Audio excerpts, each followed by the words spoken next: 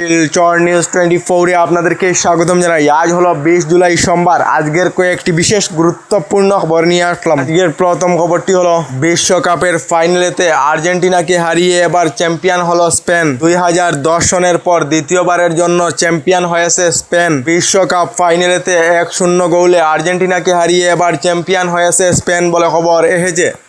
এদিকে বহু বিবাহের বিরুদ্ধে এবার কঠোর মুখ্যমন্ত্রী ডক্টর হিমন্ত বিশ্ব শর্মা। প্রথম স্ত্রীর অভিযোগের 24 ঘন্টার মধ্যে অ্যাকশন আরম্ভ করেছে পুলিশ। বহু বিবাহ করা আইনত অপরাধ। মুখ্যমন্ত্রীর স্পষ্ট বার্তা, অপরাধী যে কোনো হোক, কোনো সুরক্ষা নেই। দ্বিতীয় বিবাহ করে এবার গ্রেফতার হয়েছেন পুলিশ জওয়ান হরিদেব দাস। প্রথম স্ত্রীর অভিযোগের 24 ঘন্টার মধ্যে হরিদেব দাসকে পুলিশ গ্রেফতার করেছে বলে খবর এসেছে।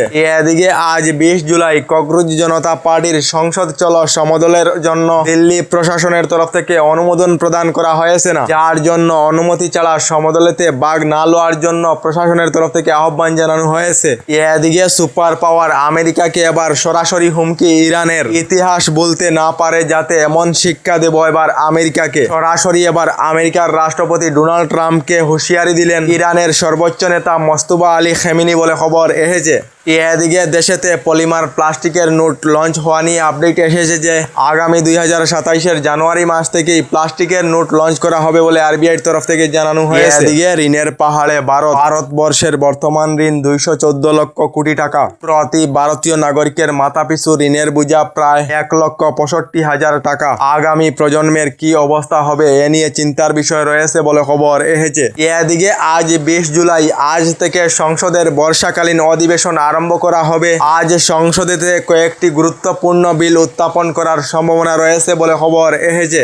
এদিকে রাজ্যের আবহাওয়া বিজ্ঞান কেন্দ্রের পূর্বাভাস অনুযায়ী বরাক উপত্যকার 3টি জেলা সহ রাজ্যের বিভিন্ন জেলায় আগন্ত 24 ঘন্টা পর্যন্ত ধারাসার বৃষ্টিপাতের সম্ভাবনা রয়েছে, যার জন্য আবহাওয়া বিজ্ঞান কেন্দ্রের তরফ থেকে রাজ্য জুড়ে অরেঞ্জ অ্যালার্ট জারি করে সতর্কবাণী জারি করা হয়েছে বলে খবর এসেছে। এদিকে আগামী 1 আগস্ট থেকে আইপিএল এর মতোই আরম্ভ হবে এপিএল। বর্ষাপাড়া এসিএ স্টেডিয়ামেতে গতকাল অসম প্রিমিয়ার লিগের জন্য নিলাম প্রক্রিয়া হয়েছে। এপিএল এতে 8টি দল থাকবে বলে খবর এসেছে।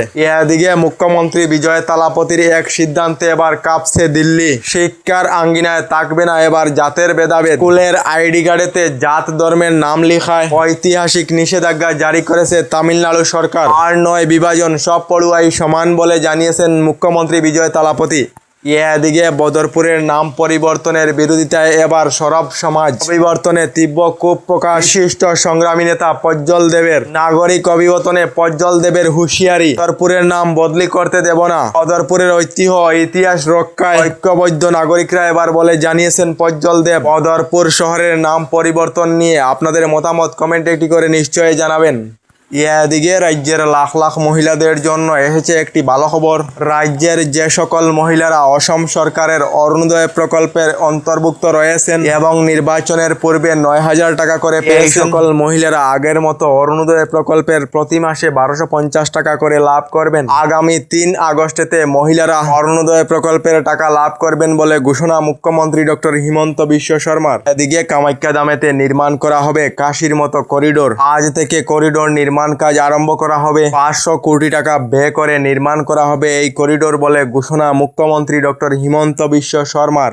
এদিকে সরকারি গড় লাভ না করা সকলদের জন্য এসেছে একটি ভালো খবর। রাজ্যের যে সকল লোকেরা এখনো পর্যন্ত সরকারি গড় লাভ করেননি, খুবই শীঘ্রই সরকারি গড় লাভ করবেন। কারণ হলো অসমেতে 100 দিনেতে PMAYGর অধীনে নতুন করে নির্মাণ করা হবে 2 লাখ সরকারি গড় বলে ঘোষণা করেছেন অসমের মাননীয় মন্ত্রী অতুল বরা। তার সঙ্গে PMAYU এর অধীনে দেশ জুড়ে 1 কোটি সরকারি গড় প্রদান করা হবে বলে কেন্দ্রীয় সরকার থেকে জানানো হয়েছে। আমাদের ডেইলি খবরগুলি ভালো লাগলে আমাদের ভিডিওতে লাইক দিয়ে চ্যানেলটিকে সাবস্ক্রাইব করে নেবেন।